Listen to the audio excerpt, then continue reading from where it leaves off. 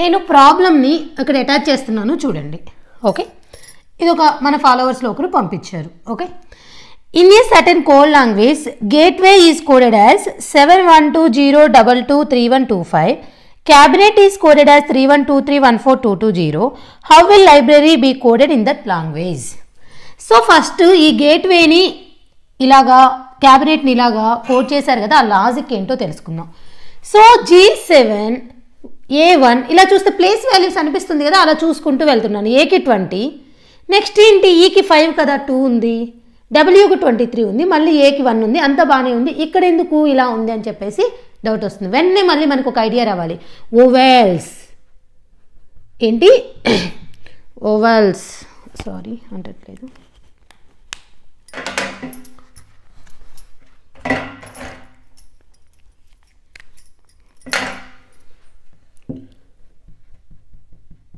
Vowels. Okay, so vowels ఏమిటి అవి?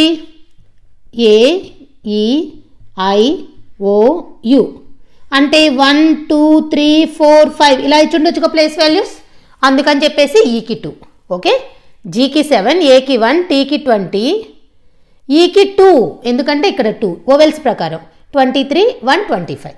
Same apply చేద్దాం. అది అంటే ఇది కూడా వాళ్ళు ఇచ్చిందే కదా, సేమ్ అలానే ఇచ్చారా లేదా చూద్దాం. సికి 3, ఏకి 1, బీకి 2, సికి 3, ఏకి 1, బీకి 2, ఐకి 3 సరిపోయిందిగా, 3నేగా, ఎన్కి 14, ఈకి 2, టీకి 20. అంటే ప్లేస్ వాల్యూసే కోడ్ ఇచ్చింది. ఓకేనా, ఈ లెటర్స్ని కోడ్గా ఈ లెటర్స్ని ఇలా కోడ్ చేశారు. ఆ లాజిక్ ఏంటంటే సేమ్ ఆ లెటర్స్ యొక్క ప్లేస్ వాల్యూస్, బట్ ఓవెల్స్కి ఓవెల్స్ యొక్క ప్లేస్ వాల్యూస్ యూజ్ చేశారు. అంటే సేమ్ ఎగ్జాక్ట్ ప్లేస్ వాల్యూస్ కాకుండా మనం ఏఈఐఓయు రాస్తే ఏకి 1, ఈకి 2, ఐకి 3, ఓకి 4, యూకి 5 కదా, సో ఆ వాల్యూస్ యూజ్ చేశారు. ఓకే, ఇప్పుడు దాని ప్రకారం నేను అప్లై చేస్తున్నాను.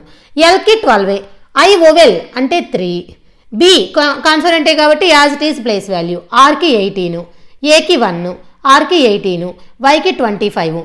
సో 1 2 3 2 ఏ ఆప్షన్లో ఉందో చూద్దామా. 1 2 3 2 1 8 1 1 8 2 5 ఏ ఆప్షన్ ఉంది? First option. అర్థమైంది.